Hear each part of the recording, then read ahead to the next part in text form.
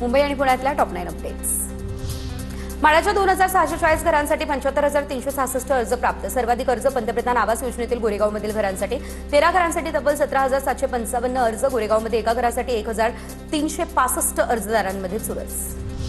पुणेकरांना पावसाची प्रतीक्षा कायम। शहरामध्ये 36.6 अंश कमाल तर 24.2 अंश किमान तापमानाची नोंद झाली, तर पुण्यात 17 दिवसांमध्ये अवघ्या 13.9 मिलीमीटर पावसाची नोंद।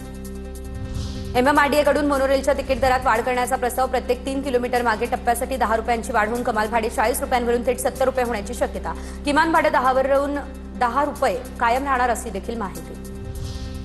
बेस्टच्या 22 आगारांच्या स्वयं पुनर्विकासाला मुभा द्या। ठाकरेंच्या शिवसेनेची मागणी, तर बेस्ट स्वतःचा पुनर्विकास यशस्वीपणे करण्यास सक्षम। सरकारनं आता सकारात्मक भूमिका घेण्याची देखील मागणी। पुणे आणि शिर्डी दरम्यान आता दररोज धावणारी नवीन रेल्वे सुरू। पुणे शिर्डी एक्सप्रेस सकाळी 6:55 वाजता सुटून आता दुपारी 12 वाजता शिर्डीमध्ये या गाडीला दौंड, श्रीगोंदा, अहिल्यानगर, राहुरी आणि बेलापूर इथे थांबे देण्यात आले।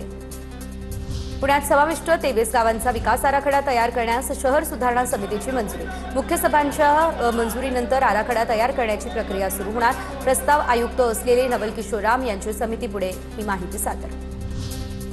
पुणे ग्रँड टूर सायकल स्पर्धेसाठी पुणे आणि पिंपरी चिंचवडमध्ये 198 किलोमीटर रस्ते दुरुस्त होणार। रस्त्यांचं खोदकाम सप्टेंबरपर्यंत पूर्ण करण्याचे जिल्हाधिकारी जितेंद्र डुडे यांची सूचना।